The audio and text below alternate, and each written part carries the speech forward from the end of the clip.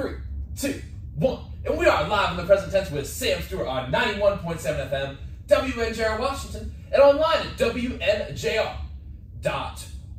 We have got a great show lined up for you tonight. Last Thursday, we talked to Sam Vessa and Jared Timmons. That was a super informative as well as a super funny episode, and we've got the same lined up for you tonight. My first guest tonight is a sophomore from Westminster, Maryland. With 31 saves in his career, this sophomore present has been the starting goalkeeper for your Presence this season. Everyone, welcome on to the show tonight, Charlie Boldosser. Charlie, how you doing tonight?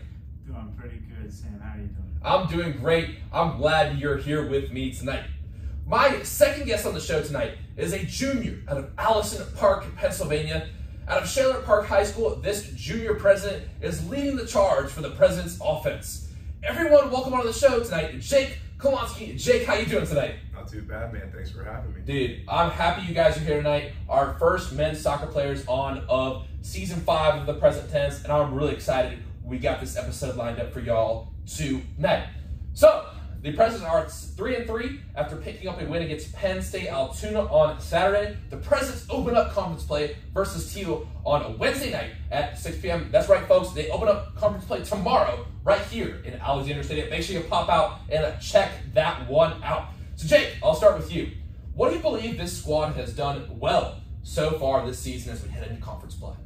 I think the squad has done really well in just getting to start together like right off the bat, right from the get-go. You know, preseason teams clicking good, everything's going smooth, communications well, everybody understands the role in the team, everybody has the same mindset, same goal, and they want to implement it throughout the season. I think that's a huge play of why we are doing as well we are, and hopefully continue it and pack blame, man. That's an awesome answer, and I hope you guys can keep it going as well. And Charlie, what do you believe the squad has done so far this season that's been a good thing? I think we have a group of guys who are very skilled, and we're building off of that. And sometimes we need to work on our communication, but I think we're doing very well working together as a group. Our shape is pretty good defensively, and I want to bring that into pack play, just coming off the non-conference games. Yes, Charlie, you kind of alluded to it, but I want you to speak on it a little more. What do you think the biggest keys are that the Presidents need to improve upon as we head into conference season? And Charlie, I'll start with you this time.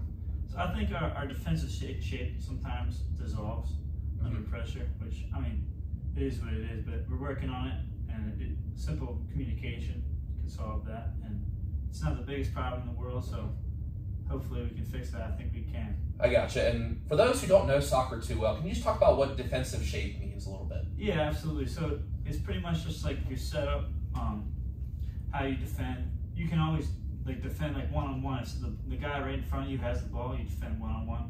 But in soccer, the field's pretty big, so there's a bigger picture behind you, beside you, in front of you.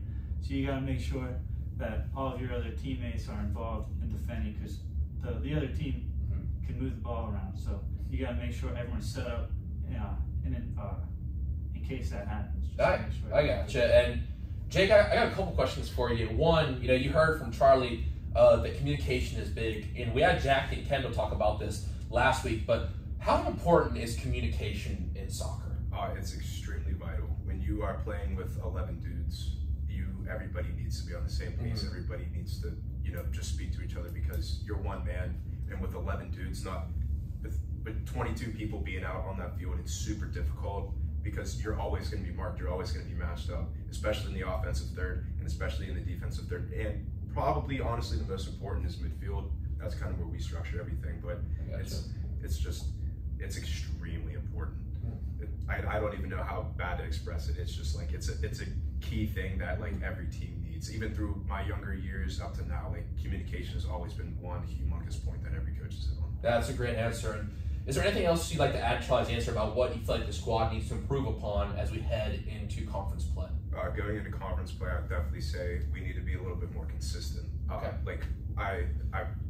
We showed out against Capital really well, who was a very good team against the OAC. And from then on, I don't know what it is, but sometimes we take our foot off a little bit, and then we got the dub against Penn State Altoona, that was cool, we won, but we didn't discipline ourselves. We wanted more. We know we could have done more. Okay. So throughout practices and just games. We just need to be more consistent with each other and on the field. I gotcha. And you know, that Capital game, I was able to be there. It seemed like a really big game for me. It seemed like you guys really came together as a squad. Do you view that as kind of a turning point this year's season? Because you guys had a couple losses before that, but that seemed like a really big game for you guys. And obviously, you know, you guys were able to take down Penn State Altoona, and it's been a 3-3 season so far. But speak on that Capital game a little bit, because maybe I'm completely wrong with this, but I feel like you guys really came together as a team that game. And either one of you guys can take this one. You want to go? Sure, I can go first. Yeah, absolutely. I mean, Capital was a team that beat the heck out of us last year. It was not a good showing. This year, we came out having that in mind, and we wanted to get some back. So it's a different team than it was last year. Got a lot of new guys, a few guys back from injury. So we came out with a little bit of vengeance in our mind. We came out with a common goal, and when we won it, it felt great. So I think it will be a great point, or a great, you know, incentive for us to get that feeling. Yeah, for sure. And Jake, you have anything to add? I mean, no, not really. Honestly, he kind of hit that. That was just last year, like that feeling after we just absolutely got dominated by Capital. It was like you never want to experience that again. And then playing against Capital, which I believe was our first home game. Yeah, it was. That was our first home game. You know, we came out with, we remembered what happened last year. We did not want to start out our first home game losing. Right, and you know that was a very important victory for you guys. I could tell just by the body language of the players in the field. But guys, thank you for those answers. But I do want to dive in and get to know you guys a little bit. So let's go ahead and start with those questions to allow the audience member to not only kind of know you as a soccer player, but as a person as well. So Charlie, I'll start with you on this one. And my first question for you guys tonight is, when did you fall in love with the game of soccer? And Charlie, I'll turn it over to you. Man, I can't remember a time where I didn't love soccer. Really? Okay. I mean, I've been playing sports my whole life, as long as I can remember. It's been my favorite thing. I played baseball when I was younger. I wasn't on your level. Couldn't play in college. I had it down 7th grade, but I love baseball. But I kind of stopped playing baseball as much in the spring, so I could focus more on soccer, because I've always liked it. There's something about playing goalkeeper to me that is just like awesome. That feeling after you make a big save and people are cheering you on, it just rushes through my body. I love it. That's awesome. That's a great answer. And Jake, what about you? When did you fall in love with the game of soccer? I think I was probably about 4 years old when I really started getting into it. That was kind of like my first step into like the sports world when you're young. I mean, I played baseball, I played basketball, and there was like when I was playing those sports, like I pushed back basketball and baseball away to play soccer. I set time away from that. But a huge motivator for me was my grandparents are from Italy, so they grew up around the game. Yes, they're from Italy, so they grew up around the game. And for me, I am the oldest on my mom's side, and that's the side my grandparents from Italy are on. And being the oldest and like representing that, it just means a lot, because I know there's a lot of my other cousins, they play football and stuff like that, but I'm really the only soccer player, so to give them a chance to show the sport that their country kind of revolves around means a lot. What part of Italy are they from? And have you had a chance to go to Italy ever? For soccer, there have been a few times, but I don't think that we could get the amount of kids to go when I was younger. However, I have not been to Italy. I actually am planning a trip with my cousins, hopefully soon after college. But that's dope. That's awesome. That's awesome. And we hear these stories from your younger days, but I want to ask, what made you want to choose WJ and come play for Coach McDonald? And Charlie, I'll start with you again. What made you want to come be a president? Well, I came to the campus. So I came to the campus, had a tour with Coach McDonald. Really liked our chat we had, and I liked the campus a lot. I liked the academics, but I was looking to play college and soccer, and at the time I wanted to be an engineer. So I was looking at a bunch of bigger schools other than Washington, Jefferson, and I didn't have much luck, finding opportunities to come play. But Coach McDonald sent me out an offer, and I was either going to go here or Virginia Tech. And so I sat and thought about it, and I was like, man, I can't stop playing yet. So just can't. You can't. You got. As my boy Kiki, Shaler High School, he says, you got to see it through, my boy. Yes, you got to see it through. And Jake, what about you? What made you want to come play soccer for the Presidents? So similar to Chuck, when I toured, I have previously toured. W&J was my last stop, I guess you could say, my last college tour for any college I was looking at. And like every college tour prior to that, you know, like it felt like it was dragging on, like I wanted it to end. But like something about WJ, I was like, wow, like I want to know more. Like I want to know like what's campus life like. I want to know. I want to get to know these professors. I want to get inside these buildings. I want to get inside these walls. I was like, I just want to do my thing. And when I heard that, like, you know, a huge population of the student body was athletes, I was like, you know, like I really like that, because, you know, it's like everybody's in a competitive culture. You know, everybody wants to represent something that means a little bit more. So that was major. That was a big thing that drew me to it, because I feel like, and what I've seen here is, like, the cool part is, I feel like kind of our class going through COVID and stuff, we got out of that, like, everyone goes and supports everyone at every sport. And like, it's really literally every sport. Like you know, obviously some game times are tough, but you'll catch students at every sport. And I think part of it's really cool. And like, as an athlete, you know, it's kind of just this like bond that we have, because you are different than a person who's just going to college. You have kind of the same struggles, kind of the same mentality, if that makes sense. Yeah, I agree. Yeah, no, I would definitely say that was the thing that drew me to WJ as well. Now, fellas, the question I always ask in the present tense is the one I'm about to ask you right here, but I want to set up with a little context rather, because Coach Ian McDonald is a WJ legend. This man has been here for 32 years. 32 years this man has been at WJ. That's crazy. And I knew that because when Jacob and MJ come on, but I gotta reiterate this. This man is a living WJ legend. Oh, yeah. Now, my question is, if you had to give a single piece of advice to a freshman starting at the soccer program at WJ under Coach Ian McDonald on the first day of practice, what would you tell them? And Jake, I'll start with you this time. I'd tell them that everything happens for a reason. There's whatever coach does, there's always something behind it. So don't take it personally. It's just the way it is. Just do your thing. Great answer. Tyler, what about you? I say just give them everything you got. There isn't one point you can be in practice or in a game where you're like, you know, I'll take this play. So this play off, I'll leave some of the tank. Mm-hmm. At every moment, he's going to want everything you got, because he's going to give you everything he has. So I would just say empty the tank all the time, and things will go well for you. Mm-hmm. And for Coach McDonald, who actually played in Britain and is from Britain, is there any difference that you've noticed between perhaps the perspective he has playing British football versus American football coaches or American, you know, soccer coaches? Is there any difference in the British football world versus the American football world? What'd you say? I would think that in the American football world, through high school, when I was younger, I had a lot of British coaches. Oh, really? Okay. I the majority of my coaches have been British since I was maybe 10 years old. Interesting. Okay. And they've all played the similar lifestyle, which is possession. Whereas, like in high school, my coach was obviously from the U.S. He's American. It was more of a dump and run game. It was more of a like, hey, let's throw it at them. Let's not keep it. Let's throw it at them. Let's make them deal with it. But for every single coach I've had that's been British, it's more of let them chase us. That's interesting. Charlie, do you have anything to add to that? Did you have any British coaches growing up? No, Coach McDonald's my first one. All my coaches have been American. Okay. Shouldn't be so surprising, but most of them, honestly, I don't know if it's because he's British or what, but I think there's much more of a physical portion. I think it might just have like his school. Maybe he's a little bit older than most of the coaches I've had, but most of the coaches I've played for, we focus a lot on technical. It's all been technical, Coach McDonald does ask a lot physically, which has been a little bit unique from what I've had previously, but very interesting, and I like the way we play.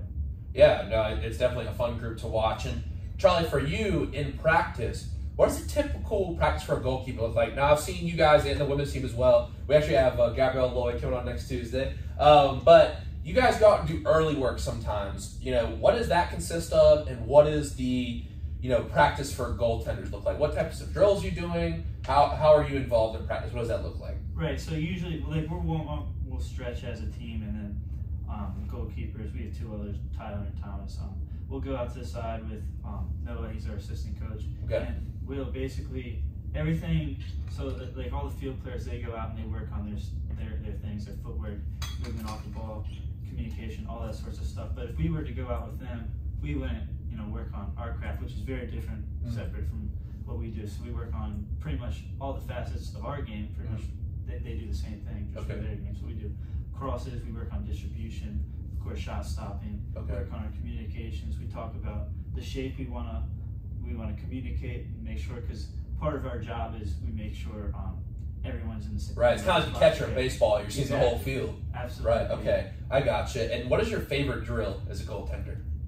I like quick reaction, quick footwork type of thing. Okay, I gotcha. Take a shot here, you say that one. You take another one, you say that one. Quick. Awesome. That's cool. That sounds fun, but also pretty hard at the same time. And Charlie, you know, this is one thing I hear a lot of. I did some research on this. Now, a lot of goalkeepers say that they can be good field players. Still. How are your schools as a field player? If I had lungs, I'd always say this. If I had lungs, I'd be the best striker on this team. Like, I can't run. I can't run. You gotta think, half of our practice we shoot at the other goalkeepers. So I'm locked in constantly.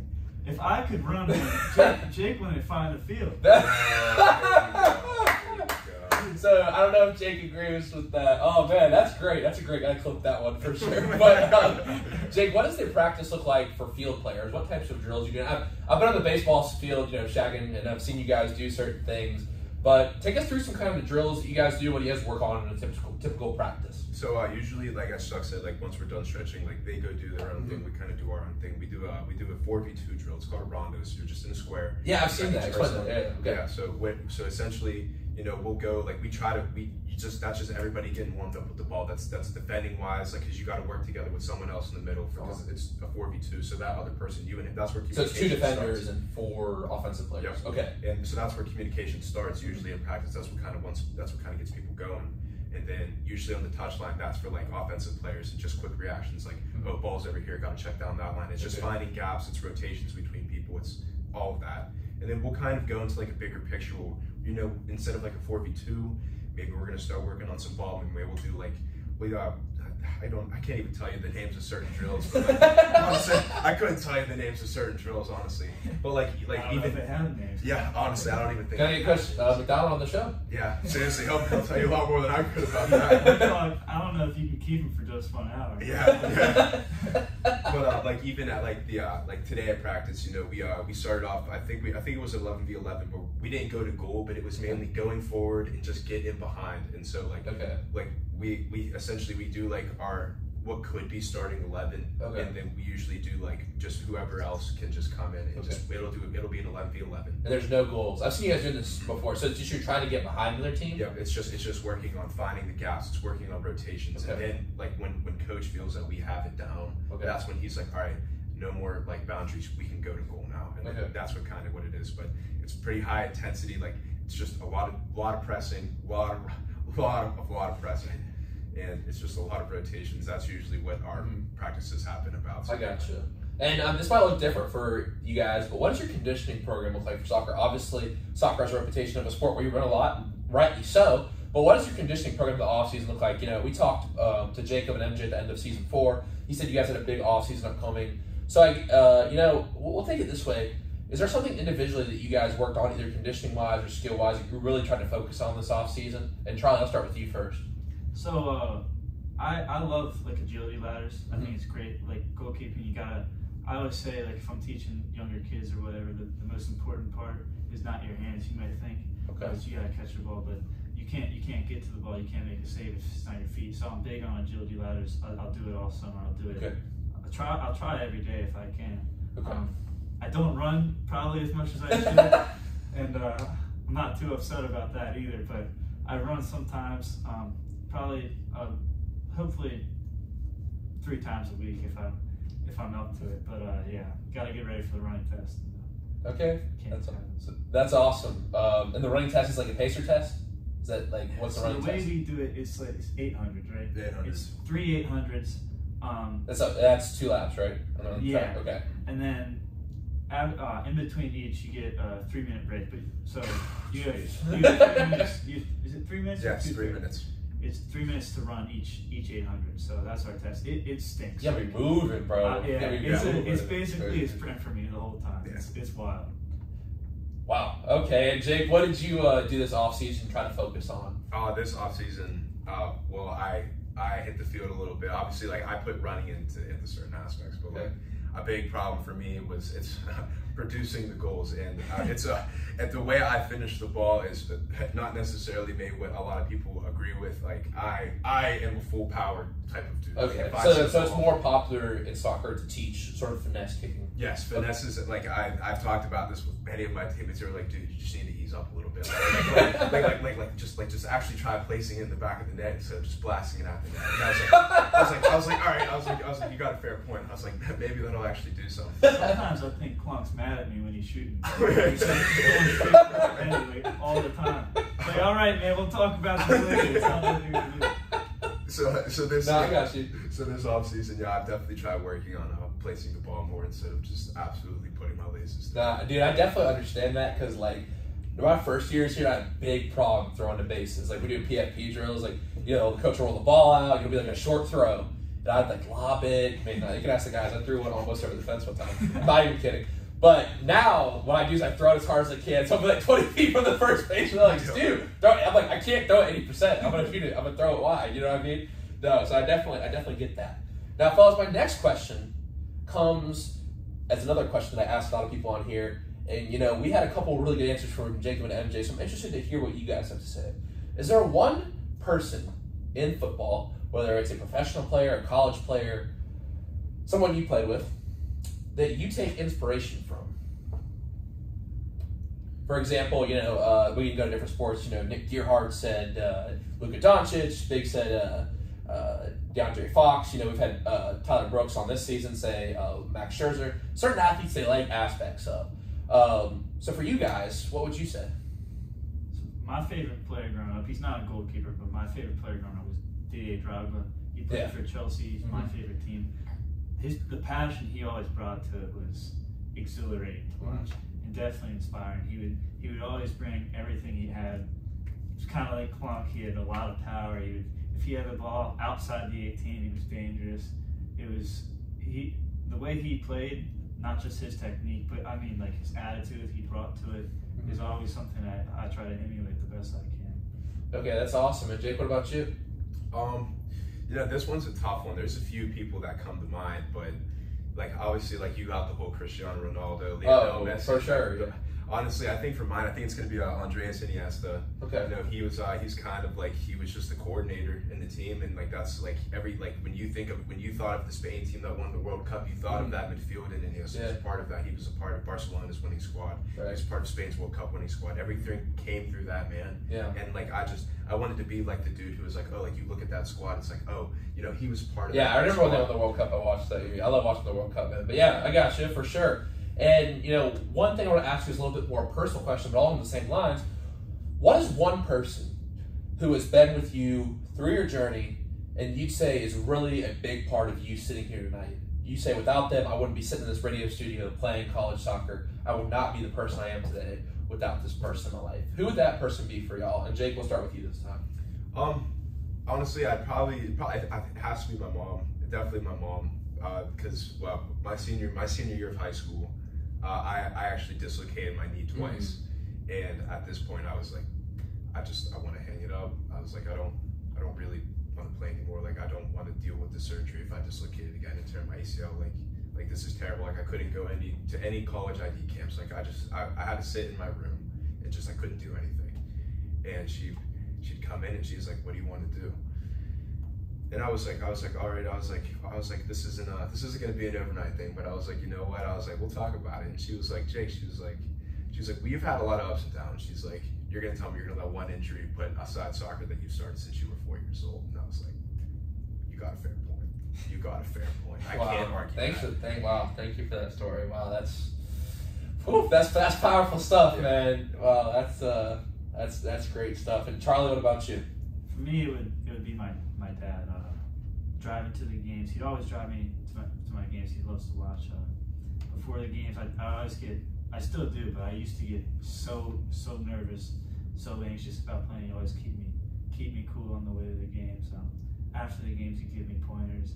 Whether I thought I did really well, he'd tell me, so like you still got room to improve. If I did bad, he would tell me it wasn't as bad as I thought it was.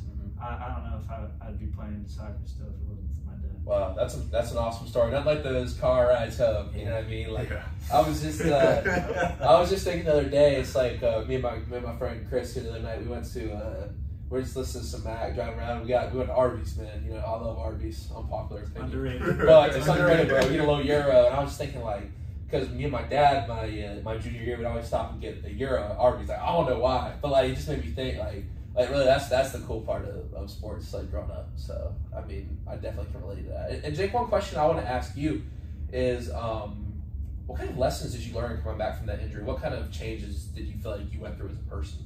So I knew that pushing my body I'm not gonna be able to push my body like I used to. Like I knew that there's obviously gonna be limitations. Mm-hmm. I knew that I'd probably never be the same player again just because of the way I did dislocated. I was going to shoot the ball, and I literally just put my left leg down and it just popped. Mm-hmm. And I was like, so like now, like when I step to shoot, it's like there's always that thought in the back of your mind. It's like, yo, are we gonna pop?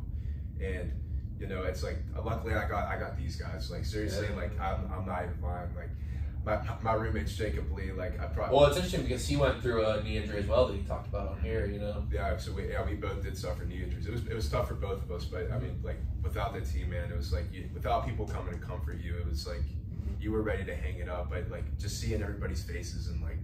It just makes you want to push more. But honestly, it's like the recovery mode. I mean, it sucked, but it was really confusing actually because like when I went to the doctors to go check on it, he was like, "Oh boy," I was like, "What?" He was like, "Usually if your knee swells up that bad, you tore your ACL," and I'm like, "Oh God," I'm like, "Here we go." Yeah. And they were feeling around and they gave me an MRI and they were like, "Honestly, like your ACL is intact, like MCL is intact, like you don't need any surgery." Okay. They were like, "You do need to go to PT though," because it was pretty bad. And they only made me do 2 sessions of PT. Oh, that's what's so and they were like, "Oh yeah, you're good." And I was like, "All right, you know what? Like, I guess if it's this bad, like, I guess I can just play." So I got my knee. I always carry around my knee brace. So that's just to be safe. But nah, I got you, bro. Yeah, it's crazy when the doctors come in. I got a crazy story I've never even told. Like, so I actually broke my left arm, which is my pitching arm, playing basketball on winter break. So I went into the doctor. My mom, you know, she was like, it was crazy because like my left arm and like so I fell down and for the camera I planted my left palm on the ground. I had a fracture going in my arm. The doctor comes in all dramatic and like he's like, "Son, what's your best pitch?" And I'm like, "Fastball." He's like, "You got curveball?" I'm like, "Yeah." He goes, "Well, you're never gonna throw that again, son." And I was like, "What?" He's like, "Well, this is wild. Like, what's going on?" He's like, "You're never gonna throw it again, son. I'm sorry." And like, it's pretty blunt way to yeah, and I'm like, geez, wow. so I go and I'm like, so I want to be around. I know, I've never told that story. So I go, so the next day, so I'm like walking out, I'm like, you know, I'm gonna show him, man. I want to be like, yeah, I was like, getting the whole out, arms to the cast, man. Oh man, but I go the next day to get a second opinion, not a second opinion, but just to get my like, you know, my X-rays and my brace. Right. And he's like, I'm like, you know, doc said I'm not gonna the ER, I'm never gonna throw a curveball again. So he goes, "What? That doesn't make any sense." He goes, "What?" So I'm like, "Oh, okay." So I mean, yeah, I don't know. Hey, for that doctor, hope you see my strikeouts on the curveball. Okay? That one's for you, boss man. But you know, guys, thank you for those personal anecdotes. Now we do have what at WJ is known as a student athlete or a athlete student, depending on who you ask. What are you guys' majors and minors here at WJ? Troy, I'll start with you. So right now I haven't declared. Okay. Last year I think I alluded to it earlier. I came in, wanted to be an engineer, just 3-2 program here. It didn't quite work out my fall semester last year. So I'm kind of, you know, finding my feet with that. But right now I'm looking. I'm gonna major in finance, maybe a double major in economics if I can. Okay, cool. That's a big thing. That's what's up. And Jake, what about you? I am a computer science major. Oh, a Spanish minor. Crazy. You're speaking 2 different languages. Yeah. Language of computers, or however that's called. Yeah. What do you want to do with that? So with it's funny because like I haven't exactly figured that out yet because you know like in the past like I'm a super big dude on helping people like my whole life like cool. I've always like wanted to, if I didn't want to do something with law enforcement, I wanted to help people in some way.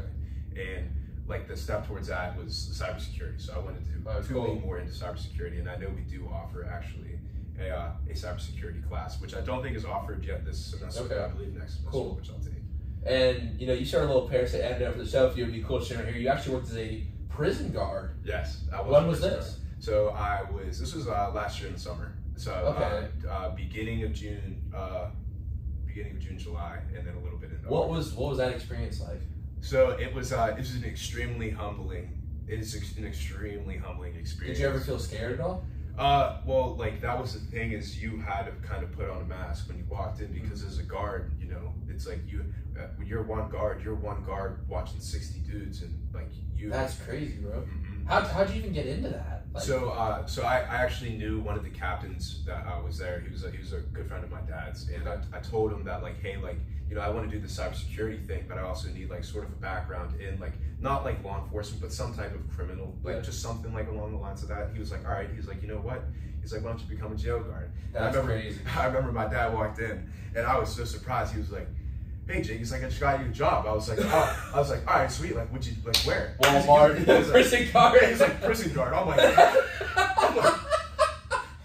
I was like, wait, what? I was like, seriously? What did he say? He was like, yeah. I was like, Dad, you being serious? He's like, oh yeah, he'll be fine.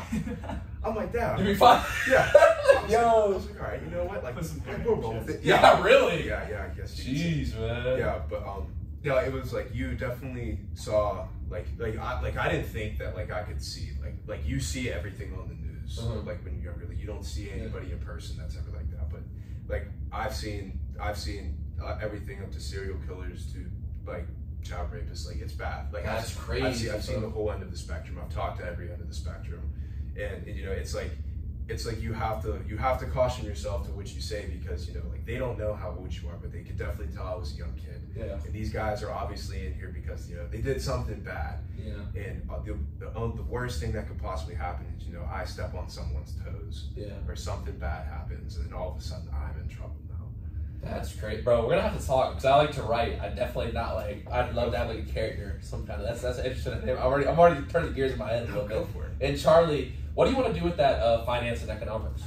You know, I'm asking myself that same thing. I don't know. Yeah, we just had that career fair. Okay, all right. So that's what's up. You got all dressed up all nice? Yeah, there we go. That's what's up. You taught any companies? Yeah. Go work for Nick Saban and Deion Sanders over at Aflac. I saw they were there today. Yeah, they were. Shout out Will Keeber at Northwestern Mutual. Where's Joel working these days? He's working at some financial firm. Do you know? I'm not. We're going to Charlotte. He's back in my my home state, I believe. Yeah, I believe so. It's like, it starts with an S, right? I'm not 100% sure. Finance pros. I think he's back in North Carolina. Oh, okay. I think so. Yeah, he's back. I don't know. I think he's living in the 714 Charlotte. Sorry, Charlotte. I'm not from Charlotte, but okay. So when you're not doing school or soccer, what kind of stuff do you get up to at WJ? Honestly, just being an ATO, you know, no, seriously, like, I open up my door, and, you know, I got a hallway full of friends, and what you guys doing? What you guys do? You guys want to come in and watch them? You guys want to go, like, play Xbox? That's dope. Your friends are all right there. Yeah, it's such a good group of guys. I mean, Colin's such a nice guy. He hooked me up with Jacob and MJ. Initially, you know, all those guys in there. I mean, you know, basketball guys, Kyron and Dirk. You guys got, like I said, Jacob, MJ, a lot of the younger soccer guys as well. You know, it's just a good group. You know, shout out to the ATO guys. Always knowing how to throw a great party. It's always a good time. You know what I'm saying? But Charlie, what do you say? Shameless plug. Yeah, you know, hey, gotta shout out to ATO boys. They've always been supporting me. But Charlie, you're obviously an ATO as well. So we have that going on. Do you have getting into anything else on campus, or is it pretty much ATO as well? That's pretty much it. You know, school and soccer takes up a lot of time. So if I have any free time, I'll pretty much walk out in the hallway and see if anyone else has free time. That's a cool thing. I mean, we do kind of have that on our floor a little bit, but I feel like at ATO is definitely a cool thing. Now I got a question. Like, do you guys ever get tired of being around the same people all the time? Because for me, I'm like, with the show and stuff, I feel like I have some friends in some different groups. I like to, I call it sticking and moving a lot. Like, you know, moving to different groups and stuff. Yeah. You guys are around the same people all day, which is like definitely cool. But do you ever get tired or get under each other's skin, if that makes sense? Because you guys are around each other all the time, you know what I mean? Honestly, like, there's always something going on. Like, someone's got a story to tell. Like, someone comes back and it's like, oh crap, like this happened. And it's like, uh-oh. Like, it's like, there's always something new. Now, like, there is times where it's like, dang, like, I just want to shut my door and not see these guys. It's like around preseason, you know, you wake up real early in the morning, you practice, you go to breakfast after practice, and then everybody comes back in ATO, and then you go to lunch together, and then you got practice again at night, and everybody everybody goes to dinner after practice. It's just the same thing. Yeah. It's like preseason. Yeah, it was like yeah. It was like, all right, maybe I want to shut the door this morning. like no, like it's nothing against you guys, but like I'm just tired of hearing. No, I feel that for sure. And Charlie, like, what's your experience like living in ATO? Obviously, like, you joined, you're a young guy. I mean, I didn't know many of these guys freshman year, but I know a lot of them like rushed and joined. Like, is it a thing of like how many guys on the soccer team are in the frat? Oh man. Oh, is it all dude. of them? I think no. There's like a few that aren't. Yeah, there's like 5 or 6 that don't. Yeah, I don't know. I love it. I love almost everything about it. I think there's a misconception about like fraternities, but definitely at WJ. I'd say. Yeah. It's just a lot of like just vibing, low key. Right. It's not the parties are. Right, exactly. It's not like what you think Small of as like schools. it's not like Alabama or Auburn. Right, or absolutely. something. Small schools, just like it's just dudes hanging out. Yeah. AT really knows how to. They really know how to kick it. Oh, see, that's what you see. Yeah, there we go. Oh, there's a pun there. Hey, you the joke, bro. This is you the joke. No, but ATO is definitely it's definitely a cool family. Awesome. I mean, like, granted, like there's like we have a ton of soccer guys. Like, I feel like the majority, like, consensus just knows that. But like we do have non-soccer guys. Right. Yeah. And it's cool because, like, it's like at the end of the day, it's like, if I don't want to go, let's just say, if I don't want to go talk to Chuck, I can just go talk to someone else that's not in the soccer team. Okay. Honestly, for me, probably one of the coolest parts about it is we've got some guys in the track team. We've got a few guys. Yeah, shout out Deck. Yeah. Very good, Dick. Yeah. We got Jake Paul. Yep. Clay. Clay. Yep. Yeah, shout out Rocky Dylan. Singh, there we go. Dylan, right? Yeah, Dylan. So King, Dylan King, and then Luke. They were my class as well. So okay, yeah, cool. It's honestly the coolest part about that is meeting those new people. Like the soccer guys is great. Yeah. I love them, but I already knew them. Yeah, it's cool. So heading into it, it's a bunch of new guys that I didn't know. You know what I'm saying? Yeah, that's what's up. They're my closest friends. Super cool. Awesome. Super cool. That's what's up. Now, fellas, my next question is one of the favorites, and it really has become a staple of the present tense. So I'll always set the scenario for y'all. With the millions of dollars I make doing the present tense, I decided I feel very generous.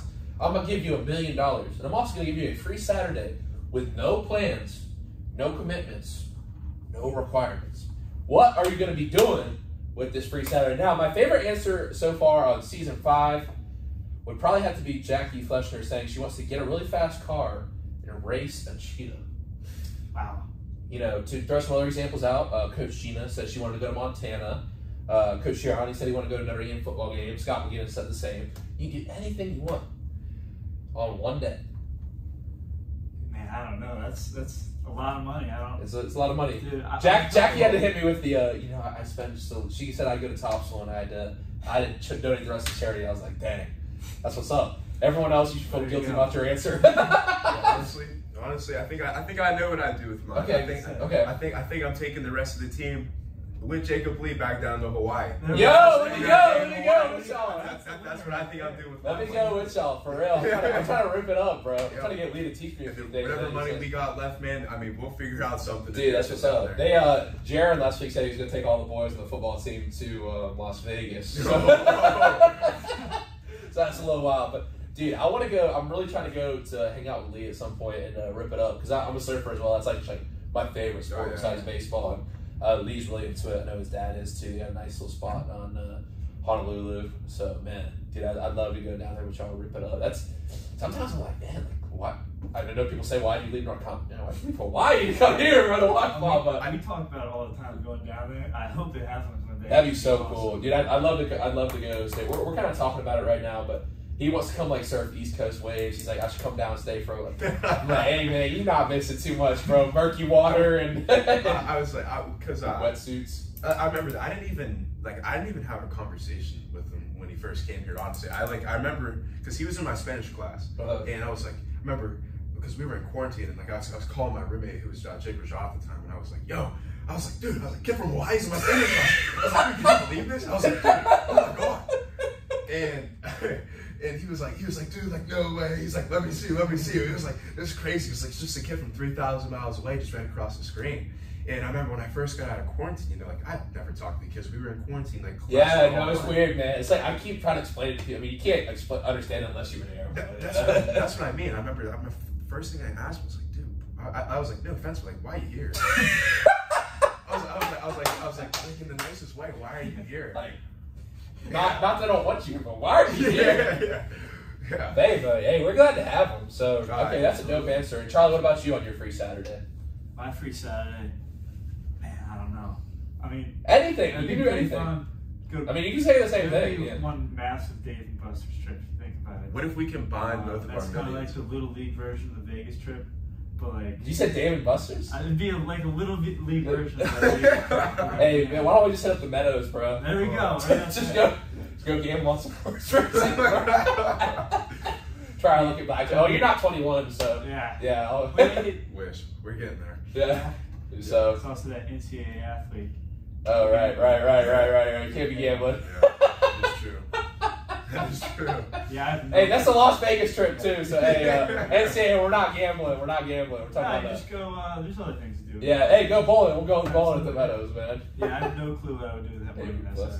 Okay. Probably blow it on some stuff. Hey, get a Lamborghini, bro. Yeah. That's what's up, bro. All right, guys. Thank you for those answers. It's always a good time.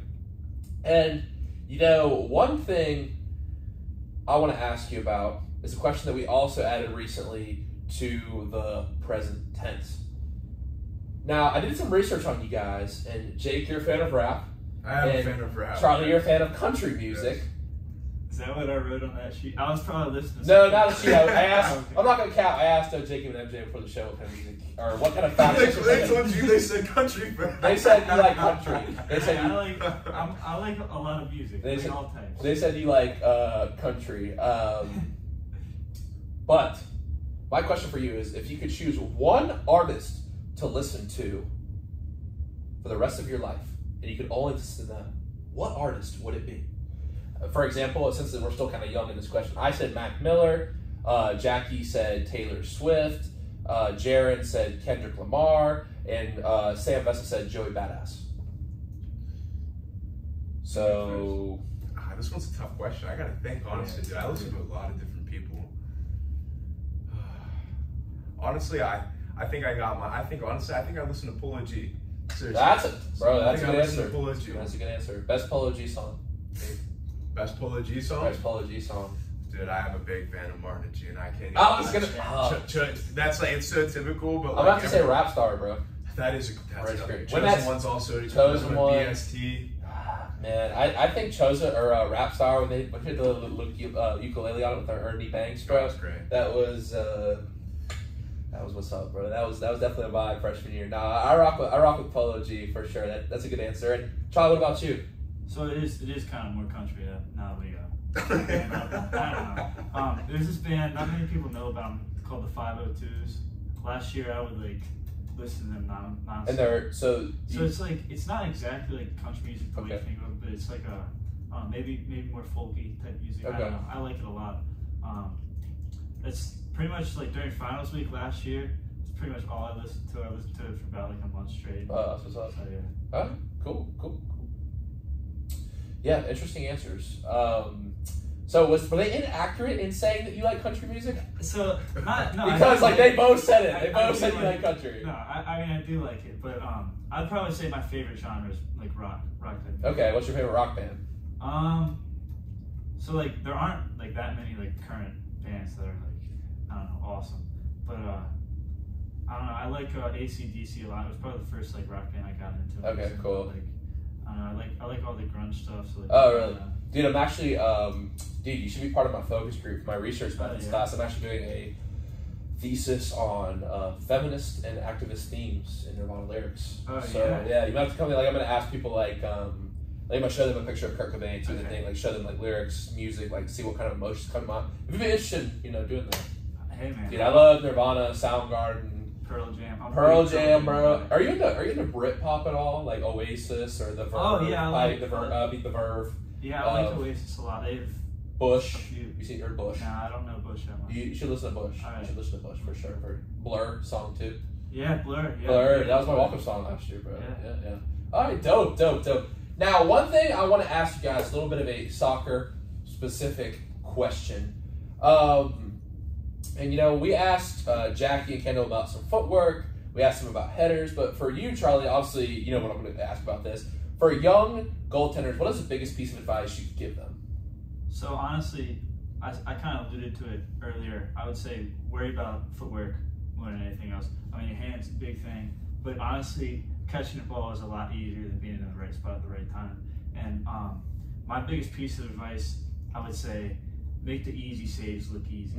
A lot of the times, maybe you'll see a goalkeeper, it'll be a ball right next to him, and he wants to look cool, so he'll dive, right? I feel like that would be me, bro. It Low-key. looks awesome. At the end of the day, if you make the easy saves look hard, you're not going to make the hard saves at all. So I want to make the easy saves look easy and make the hard saves look hard. And then maybe I make an awesome save that gets the oohs and ahs, and that's what's up. Feeds your ego, you know. That's dope. Is that are the best saves like diving saves? Would you say, or like they definitely look the best. They look good. Yeah, cool. look real good out there. I mean, sometimes like one-on-ones are like really hard. Yeah, PKs. You gotta say PKs. Yeah, I just say the PKs. Is there any technique for that? Like just choosing which way to go? Sometimes like you just like know. Like you kind of just know. Sometimes like people will be like say it's a guess, but you kind of like see, you get a feel for like their hip movement or their plant foot, or maybe they're trying to psych you out with their eyes. You get a feel for all of that, and right as he's about to hit the ball, kick the ball, you make a guess in that split second. Sometimes you're right. Hopefully you're right. And sometimes you just go the wrong way. Yeah, I mean Claude drilled a big one against Capital. That's huge. And Jake, I want to ask you as a forward, what about free kicks? And you can go into PKs a little bit too, but on the offensive side of the ball, you know, free kicks are a big important part of the game. What are the big keys for free kicks? What was your thought process like when you're taking a free kick, say from like a middle distance? Are you going to be in the middle of the field? Sure.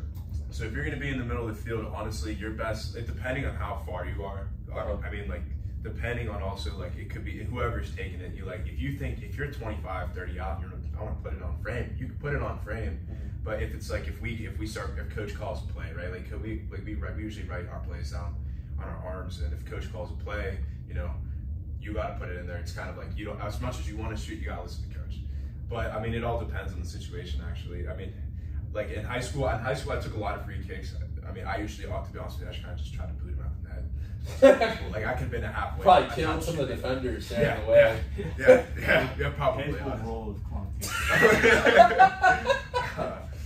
But like it's all about composure. It's all about like if you want to put power on it, you're gonna put spin on it. It all just depends on what you want to do, who's in the box. You got. I mean, usually when we take free kicks, if it's far out, one person will take it. But if it's close up, you know, there might be three dudes being like, hey, like I want to take this. Like I want to shoot this.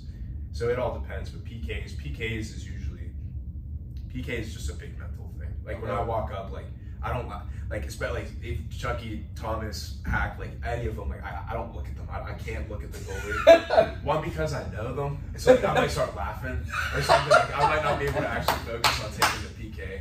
Two, like I'm afraid that like I might slip up of like where I might shoot it, which to be honest with you, I don't even know where I'm going to shoot it half the time because I kind of just blast it. But like. It's just a huge mental thing. Like it's just you have to make like you look at the ball and you're like, okay, I'm gonna plant my foot here. I'm gonna strike it here. I'm blast it right to the goalkeeper's chest. He catches it and knocks him right back into the goal. You joke and you're not that far off. Really? Now that you actually said, there was one practice where we were about to go. This was the year with one PAX. We were about to go straight into a play grip city in the semis. Right. And you know, we practice like if we get a PK, we're taking it. And I got a foul on me in the box, and I was like, I'm going up and taking this. And Miller or Dolan was in that at the time. I can't remember who was against. I remember coach just walked past me. He goes, "If you hit it hard, I'm not playing you." I'm like, all right. And so I just missed it. I just missed the PK. I was like, so there's no arguments. I was like, I literally just shot it wide. I was like, I'm just done. And coach nod his head at me. I like walked back. I was like, all right. What would be so cold is if like next time you came up, you act like you want to kick it hard, and just like barely tap it right in center. I'm not gonna lie. I think like that would be cool. Like I could probably I could probably get them on that. Like seriously, like because like I'm not exaggerating when I say this. There hasn't been a single PK where I have just not fully put my entire foot through it. Like I don't care. Like it's just. All right. I'll make you my out for this tomorrow if I can make it after our scrimmage. Yeah. That's what's up, dude. All right, bet. Oh, that's cool.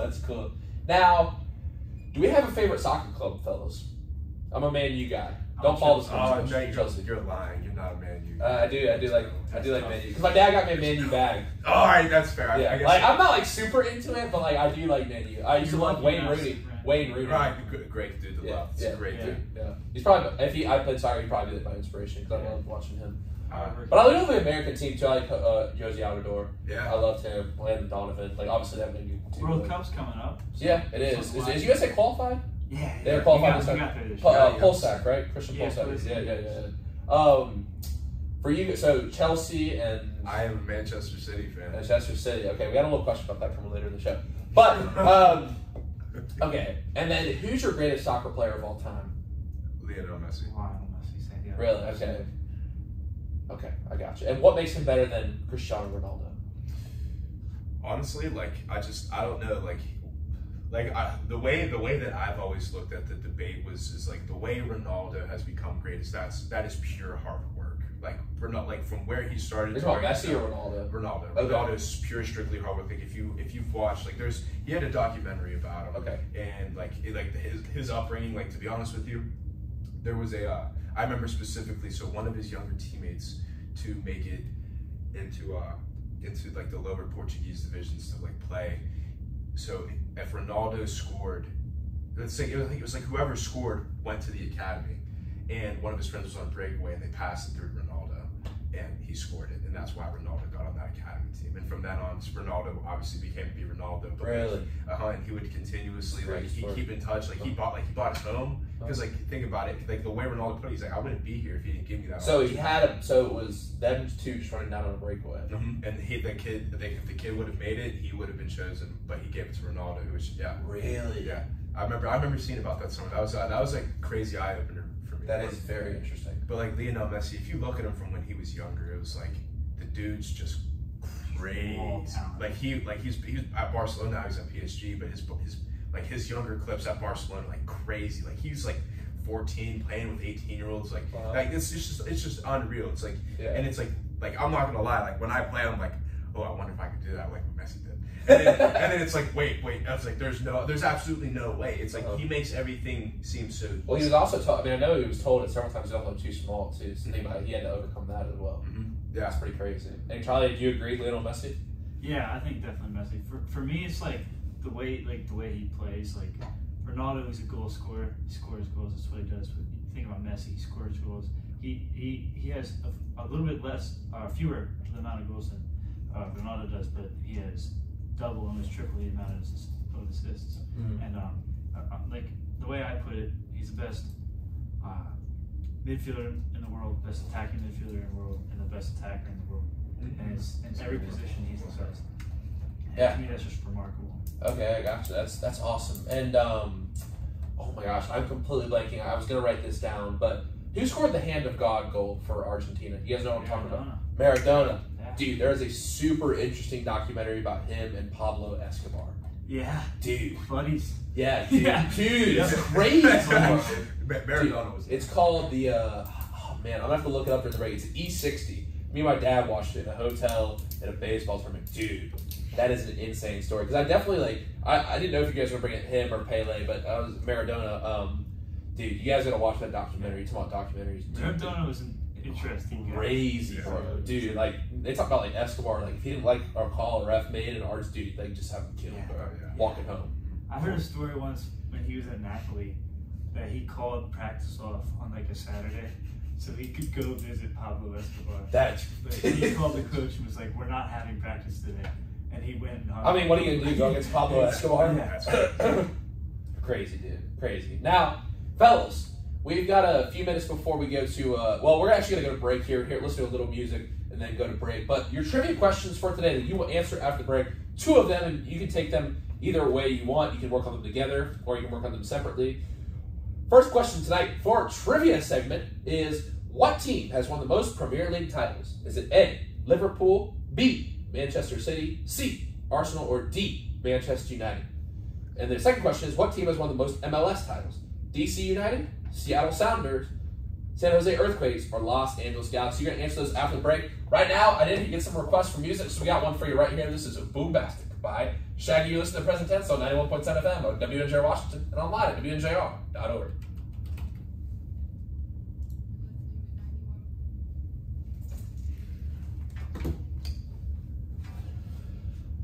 almost certain it's DC United. I think it's DC United, and I'm not gonna lie, I think it's Manchester United because it's Sir Alex. Yeah, it's Sir Alex Ferguson. That one I knew. Do you guys have a favorite MLS team? When Stevie G transferred from Liverpool to LA Galaxy, I feel like a lot of people say like Galaxy. For some reason, I used to like Dallas. Miami FC is up there too, because it's brand new. I really like the club. Is the team in North Carolina like the pro team? Like, is it like a MLS team? Is it NC? Not MC. What do they call it? Is it NCFC or is it? I think it's the National Women's Soccer League team. I'm getting confused. So there's a potential if it's a men's team. And it's like I think it's like minor league. I don't think it's called like the US. It used to be called. I think that's what the Riverhounds. It used to be called the Carolina Railhawks. I've never heard of that. It changed. Yeah. Yeah. I'm trying. What is their name now? I think it's NC. It's NCFC. The women's team is NC Courage. I got it straight now. Yeah. I got you. So we think we have our answers. Yeah. I think I got my So we're locking in with Man U. Manchester United. Yeah, it has to be too. Yeah, like that one. I'm like I know. Like Okay. And then I knew that was a little bit more of a softball. Yeah, and then I'm pretty sure I'm not big on the MLS, but I'm pretty sure it's DC United because I'm like from that area. Right. DC United does have a lot of titles. Yeah, because they like right at the start of it, they won like 5 or 6. Yeah, I think it's them. It might be LA Galaxy. They had a run for a while. I think LA Galaxy did have a big run in the MLS. I know that. I'm like almost certain it's DC United. DC United's academy's crazy though. At least when we were younger, yeah. Did you play? Does the Riverhounds have an academy? Yeah, they do. Okay. Riverhounds does have an academy. Played them a few times. Did you guys ever go to North Carolina to play tournaments? Because they have a thing called It used to be called Castle, but now it's called WRL Park. When I was younger, maybe not in high school. I know I didn't in high school. It was more up more East Coast. Like I was in Maryland a lot. Yeah, there's a lot of like tournaments in Maryland. I got you. There's one in Bethesda, and they get like Bethesda's huge. From, like everywhere. They'll get like California, Arizona, everywhere. Virginia was big. Virginia, there's a bunch of stuff. There's a tournament in Richmond. Yeah. Jefferson Cup. Yeah, I actually have a magnet from there. Yeah. Yeah. So I'm actually like lucky. Like where I am is like a hotbed. Really? Yeah. Oh, dude, it was rough for me, dude. I'd have to go to like one weekend. I was in New York. Next week I'm in Maryland. Yeah. Next weekend after that I'm going down to Virginia. I was like, dude, holy crap.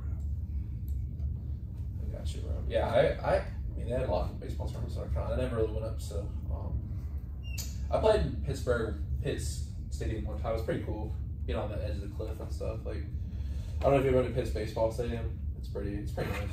Oh my god, I definitely have. Is it right next to their soccer field?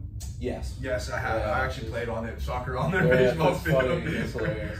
Dude, it's such a pain. I wish they built like a separate, like a practice soccer field, man, for both you guys and us, bro. You know what I mean? Did you ever get on that bubble?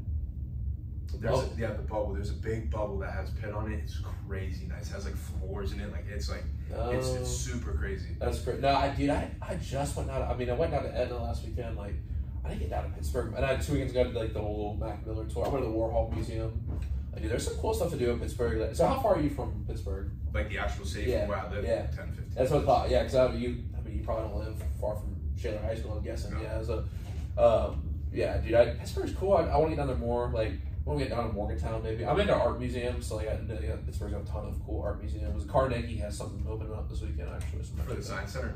No, the art museum. So the art museum. So the 4, I think the 4 is art, Warhol, science. And I don't know what the 4. I think it's flight maybe and aviation. I don't know. I love the sports works. Are you talking about sports work? I think that's 4th is the sports one. Yeah, they have 4. So. And I like going to Steelers games and stuff. Like I'm going to the Buccaneers Steelers games. So I'm really excited. Really? You have an NFL team?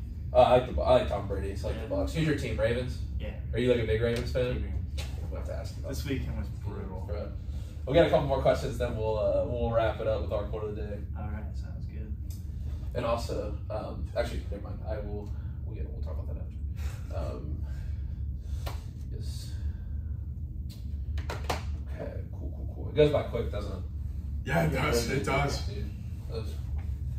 I can see why you would do the 7 days a week, dude. It's like nothing. It's fun. Yeah. Dude, I love it, man. It's like injected into my veins, man. Throwing the AirPods, walking here, I'm so excited, man. Because, like, no, really, man. I never told you this. I used to do, like, shadow boxing there. I was, like, so excited, man. Like, and it's, like, cool because, like, for me, like, the love of it, like, I got to a point last year where I actually kind of lost the passion for it. I was like, yo, look at these podcasts. I don't remember, this podcast made, like, 5,000, 6,000, But then I got in touch with like if you really love something, like as long as there's like one listener, and I always know my parents were listening, like that's worth it, man. Like just a conversation that something you love, bro, that's worth it. Like honestly, I don't care how many likes or whatever. I used to, but like now it's like, man, dude, I get to create something positive for our week. That's what it's all about, man. We can laugh, we can smile. It's a world's a dark place, so if we can do that, hey. Well, that's what I mean. And here with being an athlete too, like you're so busy. It's like no one actually has this chance to sit down and like talk. Yeah, dude. You're always it's super cool. Dude, we'll talk about it a little more at the show, but we're actually back in 5. So there we go. Yeah.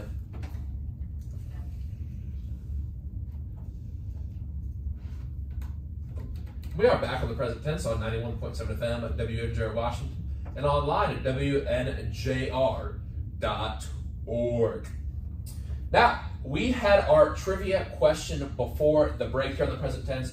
We're talking with Charlie Boldosser and Jake Klonowski today, and they're about to answer these trivia questions for us. Now, fellas, our first trivia question tonight is, what team has won the most Premier League titles? The options are A, Liverpool, B, Manchester City, C, Arsenal, or D, Manchester United. Fellas, what is our answer tonight? I think we're locked in on Manchester United. Correct. Question 1, ding, ding, ding. Manchester United's got 20, Liverpool 19, Manchester City 8, and Arsenal 13. Now, for our second trivia question tonight, what team has won the most MLS titles? Is it A, DC United, B, Seattle Sounders, C, San Jose Earthquakes, and D, Los Angeles Galaxy? What's our answer to that, fellas? This one I think we're a little bit more iffy on. Yeah, this one was a tough one. I know DC United at like the start of the league in the 90s, like had like 6 in a row. I'm pretty sure it's DC United. LA Galaxy had a run there for a little bit with David Beckham, but I don't know. Final answer? Yeah, final. DC United. Incorrect. That is Los Angeles Galaxy with 5. God. DC United with 4. Seattle Sounders and San Jose Earthquakes with 2. Fellas, 1 out of 2 ain't bad. You did get 1 right. So thanks for playing our trivia segment tonight. Now, we've got a couple more questions, and one of them is, what is your favorite memory as a part of Washington Jefferson soccer? For Jake, I'm guessing it has to be something to do with that conference championship, right? I mean, that was awesome. Oh my God, dude, that, yeah. And I'm sure there's countless memories with being in the ACO house and all the guys. But what would you say your favorite is? My favorite, it has to be that conference championship. I've never seen. I came from a high school where like we weren't very good. Like I haven't seen a playoff game until I've got to college. So for me to be a part of a winning team and just like through all the hardships that we went through, because that was COVID year. Yeah, dude, so it was crazy. But, dude, when we won that year, because we won that year as well. Dude, yeah. I just remember like running out of just like so happy, bro. It was like like the way you had to wear a mask when we were practicing, and like you even had a social distance at times when you practiced, and it was like it was just like you couldn't even hang out as a team. So to win something as a team. Especially like, because there's a lot of out-of-state kids on our team. Yeah. Like, there is some PA kids, but there's a lot of out-of-state. Yeah, and I think the thing is with that, like we couldn't go home. Yeah. We couldn't see our families. Mm-hmm. That was the only family we had. Mm-hmm. I mean, even those guys. My freshman year showed up. Like we had a couple guys, Mike Zito, Rob Heberly, Graz, Adam Moore, all those guys. A lot of those guys just showed up for the spring. You know what I mean? It's like they were like my family. You know what I mean? Because I really did not see my family for 6 months. 6 months. And so to be able to celebrate with those guys was really special. So that's a great point. Great point. And yeah, thanks for sharing that. Charlie, you're still pretty young in your career, but what about you? Yeah, so we haven't won one since. So. Hey, time to change it this year, bro. Yeah, Come on now. A couple months, or maybe 1 month. But I'd say that Capital game we won a couple weeks ago, because last year it was a little shaky at times on the team. We were going into that game. We knew it had happened the previous year, and winning that game was kind of like relief. There's a bunch of people there from the school you were there, a bunch of like fellow students, which was awesome. Yeah, cheering us on. They were talking that ish too, bro. For real, bro. Yeah. It was awesome. Running out, bro. They want the smoke, bro. Yeah. I'm telling you. I was happy. I was happy everybody saw us win. But it was kind of like that relief feeling, like, you know what, we can be something this year. Yeah, no, for sure. Big things coming for sure. I'm really excited to see you guys keep going. And, we're going to talk just a little football. We got more football coming Thursday. We're going to have a real football segment with some in-depth analysis with Leon and Angelo. But I assume you're a Steelers fan. Yeah, I'm going to be honest with you. Like, I really don't pay attention. No, that's all good. Also, See, I support the Steelers. I'm not going to lie. This segment really wasn't for you. This segment was for Charlie. Bro, What's going on, dog? So I got a hand up. Sunday might have been my fault. So I'll tell you why I say it. I'm watching the game, and it's like, you know what? It's over at halftime. Like, in my head, I'm like, there's no way we lose this. I was exhausted. So tired from our game the night before. I couldn't stay awake watching the game. I was like, all right, I'm going to take a nap. Like, I need to take a nap. I get woken up, like, rudely by people in ATL. Ravens lost. They didn't lose. Like, they were up by like 20 at halftime. They were up by 20 in the fourth quarter, bro. When I went to sleep, they couldn't move the ball, and we were scoring whenever we wanted. It was ridiculous. And then I checked my phone. I'm like, there's no way. I was so mad. I didn't watch any highlights, like anything. I couldn't. Like, my friends are sending me stuff on Instagram, bro. So I can't watch it. Dude, that's crazy, man. You saw Mike Gesicki hit the gritty on you guys, bro.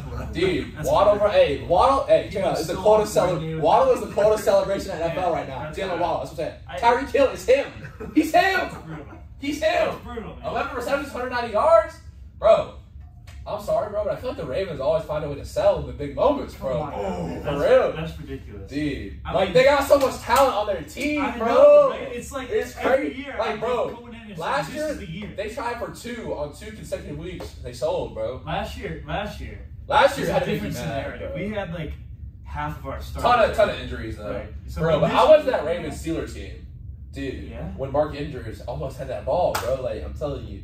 You gotta hit up Drew Ireland. I don't know if you know him. Big Ravens fan. Yeah. He's a safety on the football team, man. But hey, I'll tell you what, we don't get more into football, but Dolphins and Bills, that's gonna be a big game this week. Dolphins and Bills. I got Josh Allen on my fantasy team. Dude, Josh Allen, dude. You got Stephon Diggs on your fantasy team, bro. He's him! He's him! Alright, but we're gonna get more into that, of course, on Thursday, my boys, Leon and Angela. That one's gonna be a good one, I'm telling you what. But fellas, unfortunately, all good things must come to an end, and I think it's time we do our quote of the day segment. So I don't know who wants to start us off tonight, but of course this is my favorite segment of the show, and I'm excited to hear what you guys have for me. So I'm going to turn it over to you.